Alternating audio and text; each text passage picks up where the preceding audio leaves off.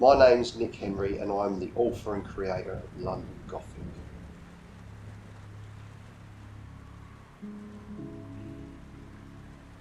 When I first had the idea, it was my wife, Laura, that pushed me to sort of do something with it before I get so old that I can't remember what I'm doing. So I thought, okay, well, let's have a go at it. And I just happened by chance to see a picture that Sean had drawn on the website, and I got in touch with him, and he came up to my office and I said to him, I've got this idea, what do you think of it? Told him the story, and he was totally, it was called what I call London Gothic-fied. I got a call from Nick out of the blue. He'd seen a drawing I'd done of Emperor Palpatine, believe it or not, from Star Wars. He thought he must have seen something in it that resonated with the story, so he said, I've got this story in my mind and I need it visualised, I need it to be got out and sort of exorcised, if you like, onto paper. So he went away and he drew some sketches and stuff like that, but he came back and he was just so busy, he said that he couldn't do the actual novel. So I looked for someone else, and luckily on an Upwork website I found Mike. I saw the ad and I applied for it, and after hearing the synopsis I thought this sounds great, so he said would I do a panel for him of it wasn't actually the actual story, but just as an example.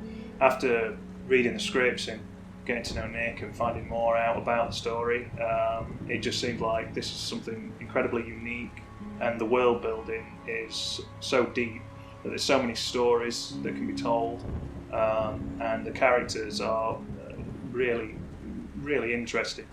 I love writing Jellicoe because he is based on a member of family from Ireland, and he's just a unique character.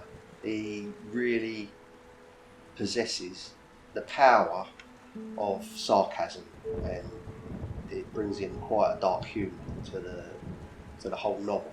So my favourite character to draw so far has been Phineas, who is the evil overlord.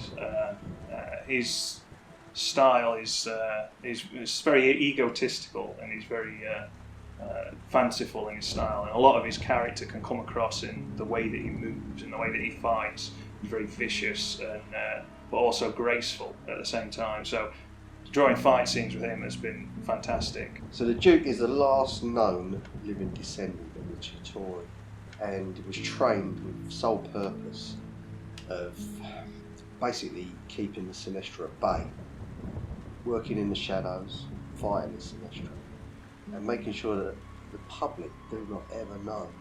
I've read a lot of graphic novels. The reason why I would pick London Gothic is because it really pulls no punches. It's very visceral, it's very hard hitting, and there's very shocking moments in it, but it's not shocking for shocking's sake. It's got everything has a purpose, but it really doesn't care, about your feelings. At times it will make you hate characters, and it will make you love characters, and it will horrify you.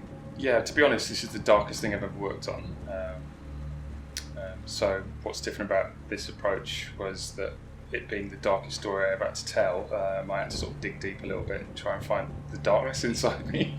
But yeah, that was what was good about it, to be honest, because a lot of my illustration work is never that dark and not as character rich, and that's the thing that got me with this story, was how rich the characters are. And I think anyone that will read the story will feel the same, because there's a character for everyone, at least one for everyone. Impact of Kickstarter will be quite big for us, although we are self-funded, so whatever happens on Kickstarter, it's not going to affect the production. We've made it quite clear to each other, myself and Mike, that we will do this no matter what. The plans for release are Easter 2022, so we're looking at possibly the Thursday or the Good Friday, so it'll be over that weekend, which relates quite well to what happens in the beginning of the story. Going forward, if the first one is successful and we can create enough funding for it, then there are another 3 chapters to complete the first season, I would call it. And if people want us to do more, which is a good possibility once they've read the whole lot. We'll continue and we'll do another 4 chapters.